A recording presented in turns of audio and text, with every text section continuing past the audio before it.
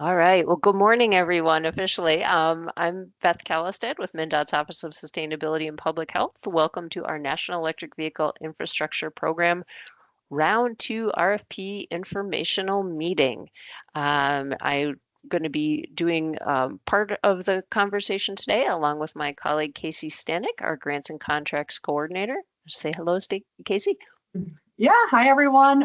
Thank you for attending today's meeting. I am Casey Stanek, the Grants and Contracts Coordinator for MnDOT's Office of Sustainability and Public Health. So with Beth, I will help administer these contracts moving forward.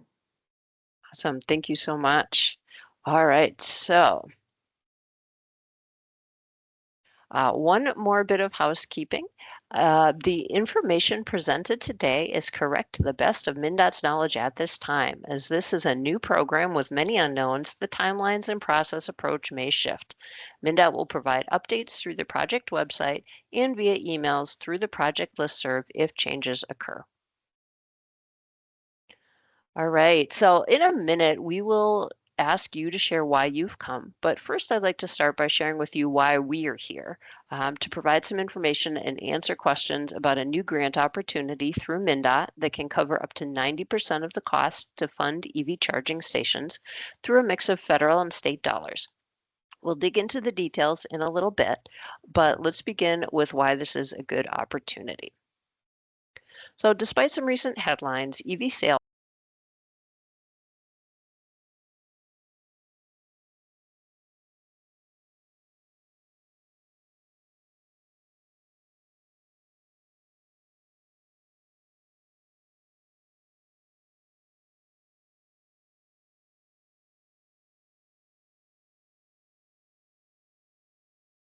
vehicles with around 59,402 EVs on the road as of July 1, 2024.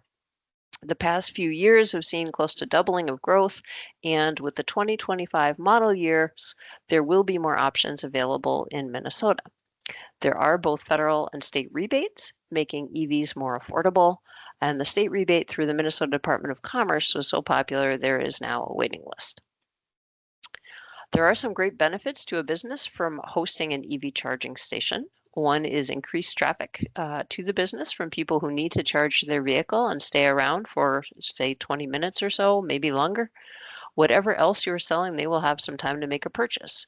It can be an additional or new revenue stream. Some EV chargers are sited at places such as hotels or restaurants, and adding that new revenue stream from leasing parking stalls to the charging provider. Or it might be at an existing service station offering a new product and reason for someone to stop. There's environmental impact, where many people are looking to support businesses that have a positive impact on the environment. While an EV is still a car that does produce some pollution over its life cycle, the levels are less than gas-powered cars. And finally, federal and state funds are available. So MnDOT is actually providing up to a 90% match to cover most of the cost of the project. The grantee pays 10%. Grantees can keep the asset after 5 years of required operations and maintenance and can operate it for as long as they are able. So now that we've whet your appetite a bit, we'd love to have you share your name, your organization or business, and why you decided to come today. If you could please put those responses in the chat, we would love that. And we can then share this at the end with our notes of sort of our attendees and help you to maybe connect with each other a little bit more later on. So we'd welcome for anyone that would like to do that into the chat here. And I know we have some businesses on the call. We've got some units of government, we've got some charging vendors, utilities, etc. So it looks like we have a good mix of people here today, and we really appreciate your time and your support here. Okay. And let's go to the next slide here. Okay, so today we really want you to be able to answer 3 questions. The first is, am I eligible to apply? If that's something that you're here to try to find out. What's the catch? So why are we giving this money? What do we have to do in order to get the money? And well, then what do I have to do? So I jumped the gun a bit there. Okay. So we want to start out by doing some level setting to make sure that everyone is on the same page as to what an electric vehicle is. There are three types of electric vehicles. So the first one is a battery electric vehicle, which is battery powered only, and it is plugged in to charge that battery. It has a range of, it can vary, the ranges do vary, of up to maybe 400 miles on the high end for one charge. Then we have plug-in hybrid electric vehicles, and that uses gas, and it can be plugged in too. So the battery range on those is somewhere in the 20 to 40 mile range. And then lastly, there are hybrid electric vehicles, which run on gas and create electricity that can be used to make the car more efficient. An example of that would be a Toyota Prius, and those have been around for kind of quite a while. So we're really focused on the versions that need to be plugged in. So then also, along with the vehicles, we want to talk about what is an electric vehicle charging station. Once we get to the RFP time, there'll be questions that are specific around stations, chargers, ports, and connectors. So we wanted to make sure everyone has some understanding of what those are.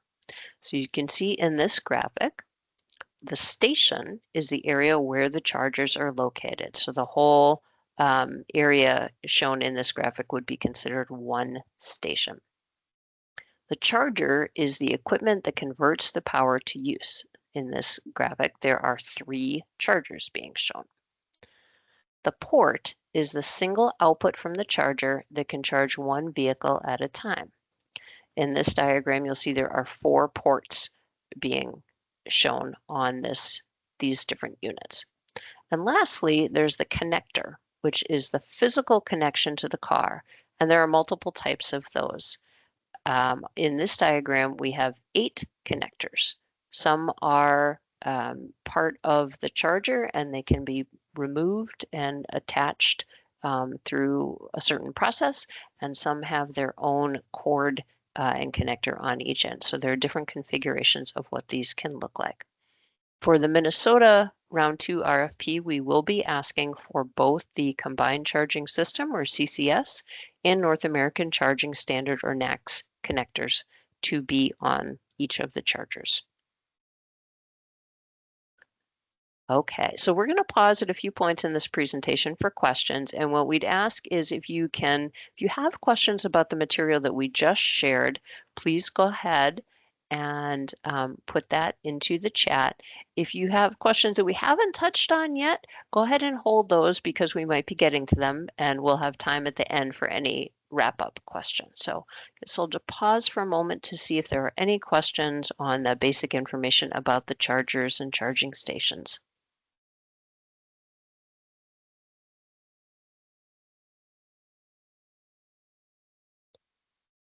Okay, so I'm not seeing any questions right now. Please do feel free to put them in the chat throughout the presentation, and we'll circle back to those.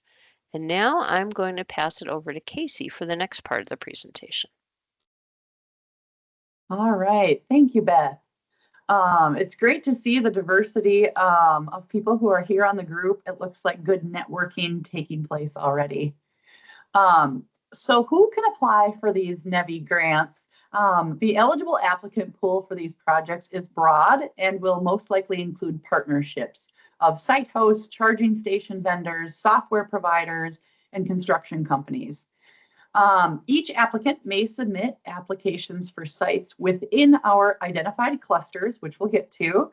An applicant can submit one application per cluster, one site per application, but an applicant can submit applications for more than one cluster. So there are looking to be 14 clusters in round 2, and therefore an applicant could submit up to 14 applications in this next round.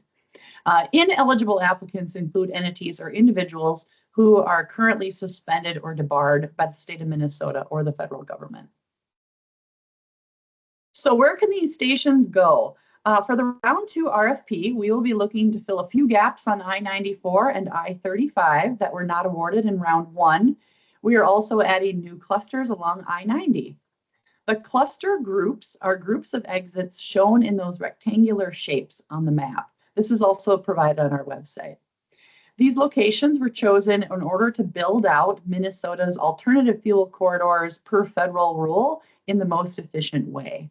And so per federal rule, sites must be less than 1 mile from the exit, and access must be free 24/7, which is not paid access. You can then charge for the use of the charger. Again, there's an online mapping tool on our website that can be used to zoom in on locations for more detail. The final version of this will be included in our round 2 RFP. So the online mapping tool, here is an example of what you'll see when you zoom in on that tool. At this level, it will identify the qualifying exits. An exit has to be bidirectional, and so you can see the exits, the 2 exits that exist within this cluster. And when you zoom in, you'll see more detail, such as this orange line that appears. This is showing the 1 mile drive distance. Points are given based on proximity of locations to the exits. So the closer a site is to the exit, the more points it's going to be giving during the scoring process. The mapping tool also has layers that can be turned on and off to show disadvantaged communities, utility service areas, permitting authorities, and other helpful information for you. So what do these funds cover? As Beth was saying, these funds will cover up to 90% of eligible costs. Therefore, the grantee would be responsible for 10% of costs. These stations are privately owned and managed. MnDOT, they will not be owned by MnDOT and not be within MnDOT right away. Grantees can charge a fee for the use of the electricity. And the grantee keeps that operating equipment after our 5 years of operations and maintenance. So the costs are going to fall into 3 categories: capital costs, operations and maintenance, and administration. So I'll get into those details here. So capital costs include things like utility upgrades, charging equipment and installation, engineering and planning. These costs also include repairs, upgrades, or replacements of existing EV charging equipment that would need to be upgraded to meet NEVI formula program minimum standards. These capital costs also include costs to promote the electric vehicle workforce development activities in your area. Operations and maintenance costs include things like warranties, site maintenance, general inspections and charger upkeep, electricity and demand charges, and other operating fees, as you'll find through operations and maintenance. And then administrative costs really include your time to manage these projects. There are some reporting requirements, and we will keep in touch throughout the process, but it will require some administrative time that can be reimbursed through these grants. Some ineligible costs do include anything that was expended before a contract was signed with MnDOT. So if you're really excited about this, don't go get started on anything. MnDOT cannot reimburse you for anything that was purchased prior to a contract being executed. We can also not reimburse for costs not directly related to vehicle charging, such as building maintenance, research projects, lobbying, of course, costs for ports that are not NEVI compliant, utility services that are covered by the utility, and we cannot reimburse for indirect costs, such as employee benefits. And with these grants, they provide substantial financial support for installing and operating electric vehicle chargers, but it is funded with federal and state funds. So there are some requirements, which we will talk about here. We encourage you to really carefully read the NEVI rule, and that, of course, is online, and we will provide links and copies of that later. There are a lot of requirements that apply, and some will take some time and attention to complete those requirements. MnDOT staff are here to assist you and will provide a lot of guidance and documentation, but we can't do the work for you, so it will take some getting used to and reading these NEVI rules, which are shown here on the slide. The web page is the main location where you can find information and see the previous request for proposal. So when the round 2 RFP is ready, it will be posted on our MnDOT webpage right here. The link at the very top goes to the FHWA webpage where you can find more about the rule and program guidance. There are also links to the Minnesota NEVI plan. This is our 2023 version. We will switch to 2024 once approved by FHWA. There's also some information on eligibility. Be sure to sign up to connect with us to get updates. If you are signed up to connect with us, you'll automatically be notified when that request proposal goes out or anything else related to this program. We also have our staff contact information there on the side and a link of related work, our EV infrastructure needs assessment. That is a planning we are doing right now for when we move off of the alternative fuel corridors.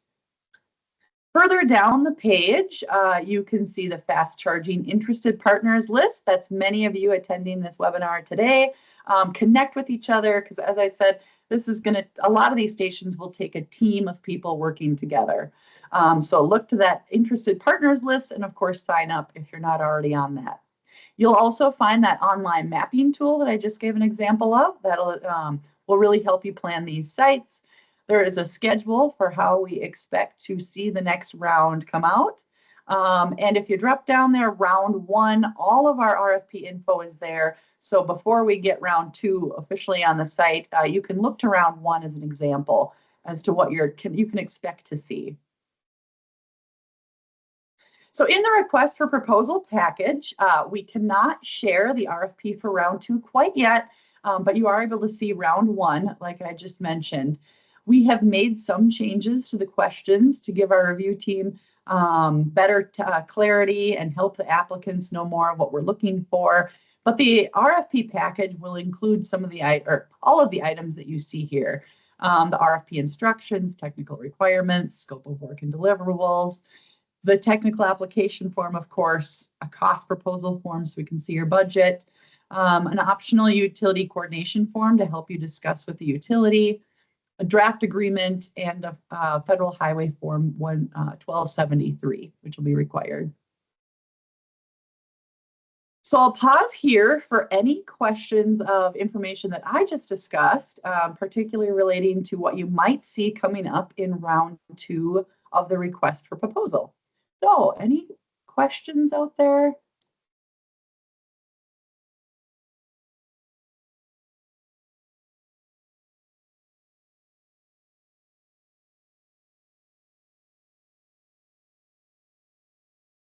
And we will have some time at the end to take questions also.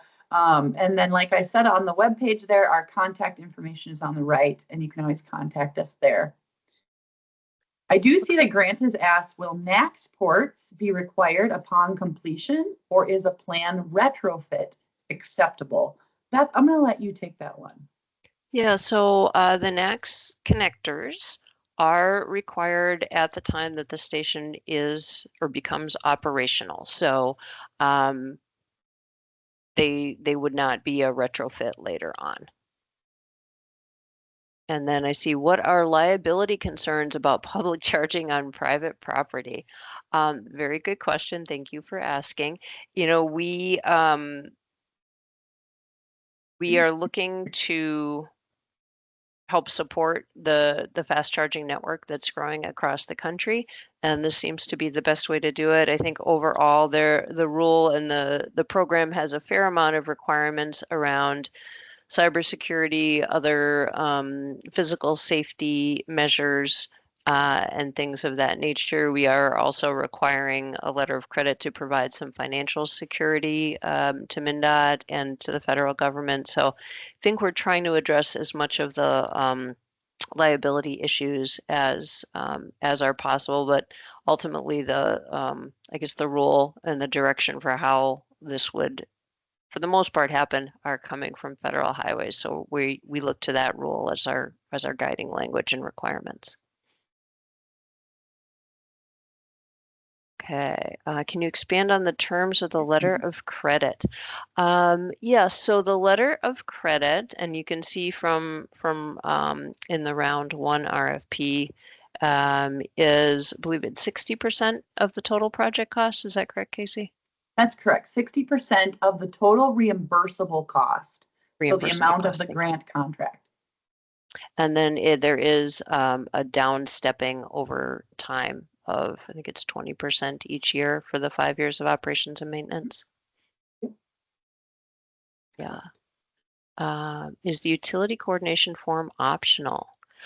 Yes, it is not required to be submitted, but it is there to be useful to you to guide your process. Prior to contract, we will need a signed letter from the utility assuring that the proper utility is available at that site. So that we don't sign a contract and later find out we can't get the power there. And we do strongly recommend early and often coordination with the utilities that might be part of a project that you would have. Okay, I guess we'll keep moving on and then we can take more. Oh, hang on, one more. Is bonding required? And if so, are these bonds going to be required for the full 5-year operational period? So as Beth was saying, we are not requiring a bond. We are requiring a letter of credit. That is required for the full 5-year operational period. Yeah. And Brittany, I'm gonna hold on answering your question because we're gonna get to that in just a minute here throughout our the rest of the presentation. Okay. All right. Well, I guess we'll keep moving then. Okay, so to that question, has anything changed from the first round? So we released our first round RFP in December of 2023, and we've learned some things through that process. We also continue to learn from our partners in other states and what their processes have been. And so, yes, there have been some changes from round one. One of the major changes is that 24/7 restroom food and drink are not going to be required. They will receive additional points. The letter of credit is not required until contract execution, but it is still required. The percent of profit reporting will be determined at the end of the contract instead of each quarter of the operation and maintenance period.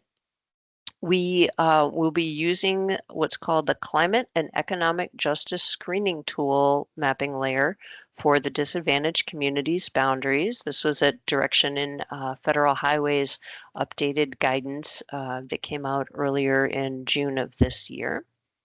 We have added Interstate 90 opportunities. Those have been added. MnDOT has submitted a nomination to Federal Highways to add Interstate 90 as an alternative fuel corridor for EV charging stations.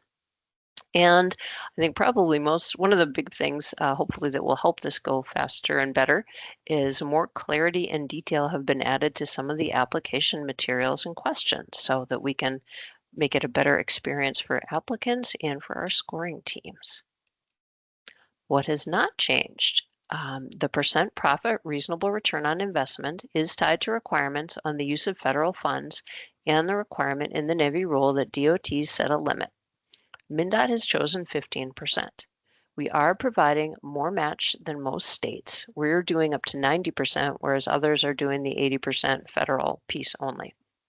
This percent profit only applies to the charging stations, not any other profit at the business where they are located, and it will be calculated at the end of the project.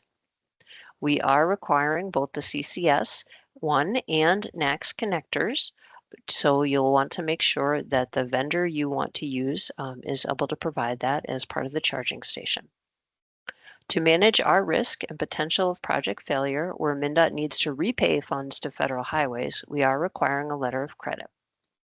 And as Casey mentioned earlier, to see the round one RFP, you can go to the NEVI webpage that is listed there and that we've put into the chat. So while you're waiting for this next RFP to open, there's a lot you can do to get ready. All of these steps are very important, but especially understanding the rule and requirements and ensuring the power supply and considering any possible supply chain issues that could hold up the project are key. The more you are able to figure out these pieces now, the better your application will be and the faster the preliminary engineering will go if your site is selected. So we'll go through a few of the steps now. One is to get familiar with the NEVI rule. We have it listed on our webpage. It's also on the Federal Highways page. Its official name is the EV Charging Minimum Standards Final Rule, and its rule number is 23 CFR 680. So that is what you want to be looking at. If you have not done this, please go back and do it. It is really important and it will help you tremendously. You want to put together a team. We will be looking for a team approach to site applications to include partners for owning the site, design, installation, operation and maintenance, charging station vendors, and others. If you need to find interested partners, please do look at our fast charging interested partners list. You may also consider looking at other state NEVI programs and see who is partnering on their projects as potential for your project. You'll want to make sure you select a site and assess the site readiness. You can use the online mapping tool to help with that and look at the past RFP to understand what could be included in that request for proposal. You want to coordinate with the utility. So contacting the utility for that location of interest. Again, that utility layer is in the online mapping tool. There's also the Minnesota Public Utilities Commission Electric Service Area Maps webpage, which is where our information came from. The locations need to have enough power to operate at least 4 150 kilowatt charging ports at the same time for a total of at least 600 kilowatts. So it's very important that that assessment is made early on. You'll want to coordinate with zoning and permitting authorities, so contacting that local zoning and permitting authority to verify if EV charging stations are allowable use and to understand their permitting process. And then lastly, just from sort of a record keeping or housekeeping sort of perspective, you want to make sure you've registered for the Federal Unique Entity ID number, used to be called SAM registration, and the Minnesota SWIFT ID, which is what MnDOT and the state of Minnesota uses to manage our payment system. When the RFP opens, the applicants will apply through a portal set up on that NEVI program webpage. It's not currently available right now, but it will look very similar to what you're seeing here. This is an example from round one, where you enter in some identifying information at the top, that SWIFT vendor ID, tax ID, etc. You put in who you are, what location you're looking to apply for, and then you're going to upload documents. So when the RFP opens, you will mostly Word documents in an Excel file, and then you will upload them back to us as PDF documents. So you want to make sure you have the ability to manage those pieces. So as Casey mentioned a little bit ago from the timeline, this is really all tentative based on when we finalize the contracts for round one sites. We have to have those completed before we can open round two, but we're hoping for a mid to late October 2024 opening. We will then host another webinar in November that will provide more of a detailed walkthrough through those RFP documents and take some questions then, and we will post a Q&A document on our website along with the recording from that webinar. We plan to keep the RFP open through early January, and then after it closes, we will score the application somewhere probably in 90 to 120 day time frame. It depends really on how many applications we get. And then we will notify the conditional awardees and begin the process of executing contracts, which we hope will be somewhere in the 3-month window of time to complete that process. We will be sending out these slides to everyone who's registered for this meeting, so you'll get this with the hyperlinks. But we've been posting some of these in the chat along the way. We can put them in again here at the end. We also see my contact information and Casey's. You can feel free to reach out to us with any specific questions that might arise later on until the RFP is posted. And then once it is posted, there's an official process that you need to go through to ask a question, and we'll share all that when the time comes. But for now, you are welcome to ask questions of Casey and I, and we will answer those to the best of our ability. So that brings us to more question time. And it looks like we might have had a couple questions popping up in the chat here. Yep, let's start with Brittany, who had asked one earlier about, does MnDOT plan to carry over the reasonable return of investment language in round one to round two? And so, yes, we are going to be continuing that along. We've added a little bit more clarifying language and some examples of how that's calculated to try to help folks understand that a little bit more. But based on the conversations we've had internally, we feel that that is a responsible use of public funds and approach. So we are going to continue with that approach to this process. And some clarification we've added to that is the profit calculation starts after all eligible expenses have been accounted for. So it's total eligible expense, not just the grant, what has been granted in the reimbursable amount. So total eligible expenses. I think in terms of what businesses have been able to utilize these funds so far on the NEVI webpage under the round one RFP, we do have a list of the conditional awardees up to this point in time. And then once the contracts are executed, we'll share a little bit more information as to some of the details of that are required under the NEVI rule for us to post. So that'll be coming soon. Does funding cover utility infrastructure upgrade costs needed to provide enough power to run the chargers? There are some minor upgrade pieces that are eligible. We aren't building, full transmission lines as part of the project, but there are some definitions that are shared about what is considered a minor upgrade. Do we anticipate a round three? Oh, yes, we do. We are really hopeful that round two, I think, can meet the requirements of building the alternative fuel corridor. So I-94, I-35, and now I-90. Once we can get those built out and Federal Highways has agreed that we have met that requirement, then we can begin to build on other roadways. And as Casey mentioned, that's what the EV infrastructure needs assessment project that we have started to work on, is to better understand what could be possible for future rounds. So we don't have a set limit on how many rounds we need to do. Minnesota is being given approximately $68 million through Federal Highways as part of this NEVI Formula Funds program. And so we will use all of those dollars to the best of our ability. And so that could be 3 rounds, it could be 4 or 5. We'll just have to see what happens in the future there. I'm just going to pop the link to the NEVI, to the EV infrastructure needs assessment into the chat here as well. And then Beth Kelly asked, where can we find the geographic location for the grant? So I included the link to our website, scroll down to getting ready for round 2 and click on online mapping. Yes, yeah, so that will show you all of the locations.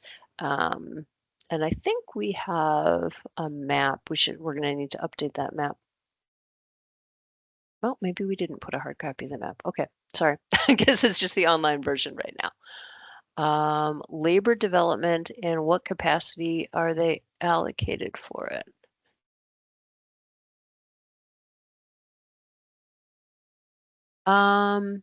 Is it hung? I'm not sure I completely understand your question. I'm wondering if you're able to rephrase that. Or let's see if we can unmute you. I'm going to try that. It should work. Hong, I'm going to unmute you and see. Yes. Maybe. Can you hear me? Yes, there we go. Hey, Casey. Beth, how are you? Thanks for putting all this together. Yeah. My question is, I guess I didn't phrase it well. So my question is, if we are able to like develop a local working force, let's say in a town, for maintaining and operating the machines locally, how much of that can be allocated for during the operational costs and during the training phases before the machines are put in Okay. operation, right? So basically, my I guess my question specifically is on if the grant can support some training sessions, also as well like providing some employment for local people within the community that will maintain these stations for during the grant period. Yeah, thank you for clarifying that. So yes, that could be an eligible expense. We don't have specific dollar limits on each of the categories, so it's up to the applicants to put together a package. Cost is, I believe it's 25 points out of 200 total. So this is really meant to be a best value proposal, not just a low bid. So you could include some workforce training components in the project. There is a requirement within the EV minimum standards rule that for the electricians working on the project need to have what's called the EVITP, which is Electric Vehicle Infrastructure Training Program certification, and we can pop that link in the chat so you can learn more about that. There's a certain number of those folks that need to be on site, depending on how many people you have working on the project from an electrician standpoint. But otherwise, you certainly could include some training in a proposal.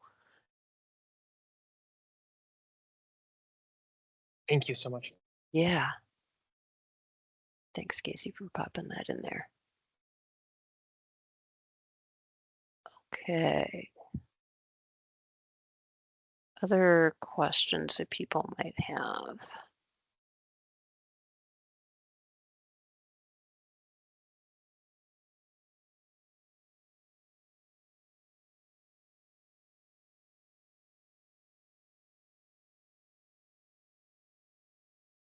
Okay, it's a quiet group here today.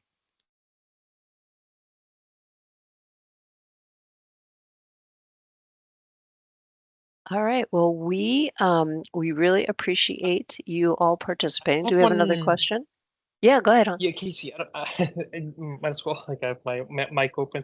One last question is like, are we required to have physical credit cards in each machine, or are we able to utilize some digital form of that allows us to still use the machines even if the network is down like the 1% or 2% of the time that like there's a huge windstorm or like or it snowed like a blizzard. Casey, do you want to talk about the payment or the uptime? Yeah, so we can talk, let's start with uptime. So as you're referring to, these stations need to maintain a 97% uptime. So the software within these stations will naturally produce a report that will share data and will tell us how often it was down. And for every minute that it was down, we do need a report on why it was down. And whether or not it was maintenance being done on it or what.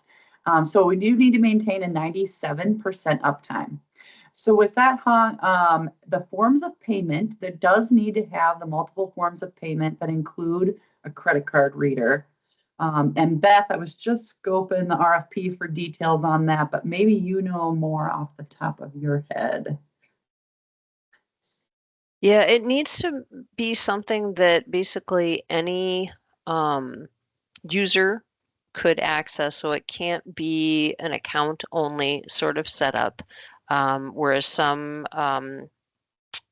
some of the EV charging systems are set up that you need to have an account with that particular provider in order to use the charger. This has to be, you can have an account option, but it also has to read basically any credit card. There's an option to have contactless payment, and then you need to be able to also have an option like a phone number for people to be able to call in or do by text information. So the details about the payment requirements are in the EV minimum standards rule. And as Casey mentioned, I think in the round one, the technical requirements, there's some more pieces in there too.